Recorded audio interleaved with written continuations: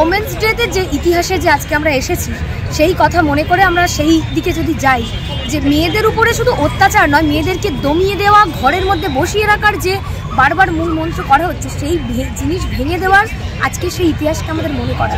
একদমই তাই। মেয়েদের বারবার ভাঙতে হয় কেন? নারী পুরুষ সমান সমান। আমাদের যদি আদিকাল থেকে দেখে আসি, মেয়ে মানেই দাসীগিরি করার জন্য তাদের জন্ম হয়।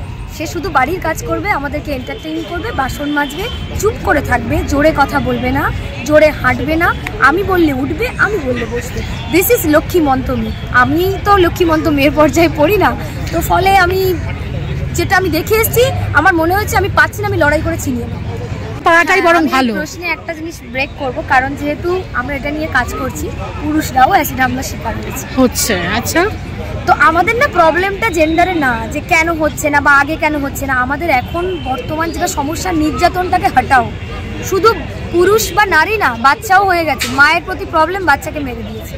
বাড়ির সঙ্গে জায়গার সমস্যা, বাড়ির ছোট মেয়েকে মেরে দিয়েছে যে ক্লাস 7-এ পড়ে, কারণ মেয়েটাকে মারলে পুরো ফ্যামিলিটা শেষ হয়ে যাবে, হ্যাঁ না? তো আমরা না, ওর হয়েছে আমার কি, ওখানে হয়েছে ঠিক আছে যেতে পারবো না, আচ্ছা ওরম হয়ে থাকে, এটা করতে না কোথাও না আমরা দায় এড়িয়ে যাচ্ছি। আমরা কোনো একটা স্পেসিফিক দিনকে বহু উদযাপন করছি, বহু কথা মনে করছি, আমাদের দায় যেই কি সেই হয়ে যাচ্ছে।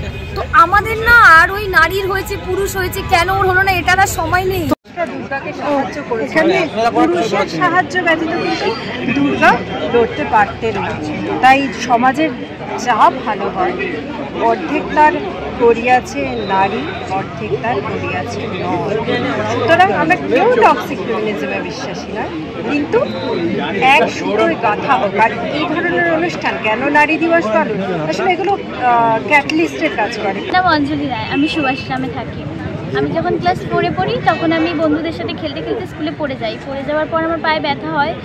তারপর ডক্টর দেখানোর পর ডক্টররা বললেন যে আমার পায়ে ক্যান্সার হয়েছে, আমার পাটা বাদ দিতে হবে। অনেক চেষ্টা করেছিলেন ডক্টররা। আমি ঠাকুরপুর সরকারি ক্যান্সার সেন্টারে ভর্তি ছিলাম। ওনারা অনেক চেষ্টা করেছিলেন, কিন্তু ওটা সম্ভব হয়নি। তো পাটাকে না বাদ দিলে আমাকে বাঁচানো সম্ভব ছিল না। ওই জন্য অবশেষে 2013 সালে আগস্ট মাসে আমার পাটা বাদ দিতে হয়।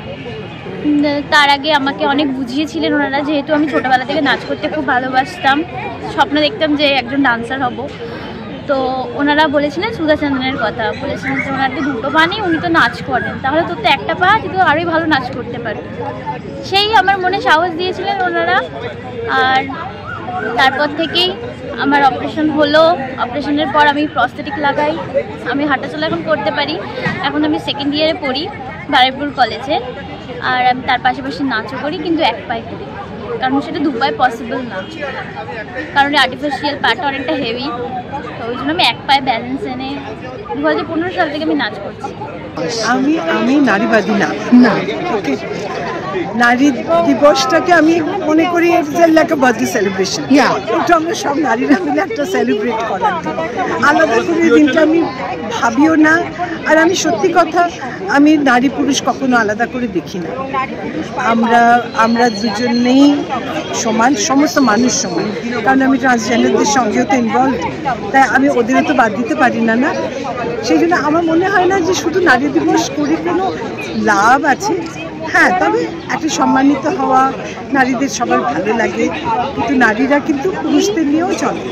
আর পুরুষদের ছাড়া কিন্তু আমার কিন্তু সবসময় পুরুষদের সাপোর্ট পেয়েছি, তাই জন্য আমি কখনোই কিছু বলতে পারবো না। তাই এটা একটা celebration, let it not be just আমাদের ডিমান্ড। আমরা পুরুষ হতে চাই না, ওদের মতো হতে চাই, আমরা আমাদের মতোই থাকতে চাই, কিন্তু সবাই একসঙ্গে হাঁটতে সমান অধিকার। ঘুরে দাঁড়ানো আমার অধিকারের জন্য আমি লড়াই করেছি। আমি একটা ছেলেকে না বলেছি আমি তার বউ হব। সে আমার মুখে অ্যাসিড ছুঁড়ে আমাকে ফোন করে বলছে যে আসতে তো তোমাকে আমায় হবেই, আর নাহলে তো তোমাকে ভিক্ষা করতে হবে। তো খুব ছোট বয়সে ছোট জেদ, যে আমি তো ভিক্ষা তো করবো না, আমার কাছে এডুকেশনের মতো অস্ত্র আছে, আমি তো ভাই পড়াশোনা করে আমি যেটা চাই সেটা করবো। আমি একজন কাজ করা মেয়ে হতে চাই, আমি নিজে রোজগার করতে চাই, আমি নিজে যে স্বপ্নগুলো পূরণ হয়নি ওগুলো আমি নিজে করতে চাই। তো সেইটা একটা জেদ। কিন্তু পরে না এই লড়াইটা অনেক বিশ্লেষণে গেছি, অত ছোটো বয়সে বুঝি না। তারপরে মনে হয়েছে মেয়েগুলোকে এক জায়গা করতে হবে, তারপরে মনে হয়েছে এত মানুষ আমার জন্য করছে কেন, তাহলে আমাকে দাঁড়িয়ে কিছু করতে হবে না। আমার তো মনে হয় অত্যাচারের প্রসেস আরও বেশি বেড়েছে, ব্ল্যাকমেইলের অনেক স্তর হয়েছে, মেয়েদেরকে বুলিং করা অনেক সহজ হয়েছে, এগুলো অনেক সহজ হয়েছে। আমরা একা একা স্টেজে এসে দাঁড়াতে পারি না, আমাদের একটা সাপোর্ট হলে আমরা অনেক দূর অব্দি আসতে পারি। আমি as a coordinator, as a activist হিসাবে ব্রেসফুল ফাউন্ডেশনে জয়েন করেছি, নিজে মানুষদের কাউন্সিলিং এবং তাদের আলোতে কি করা যায়। সুতরাং পুড়ে যাওয়া, হারিয়ে যাওয়া, শেষ করে দেওয়ার ঊর্ধ্বে আমাদের জীবন, পোড়ার ঊর্ধ্বে আমাদের জীবন, এবং সেটা ঘুরে দাঁড়ানো যায়। এবং স্কার হলে জীবন শেষ হয়ে যাওয়া নয়, তার এডুকেশন, তার নাচ, তার নাটক, সমস্ত কিছু আমরা সামনে নিয়ে আসতে পারি। তো সেই সব বিষয় নিয়ে আমাদের আগামীতে এগোন। তো থ্যাংক ইউ সো মাচ।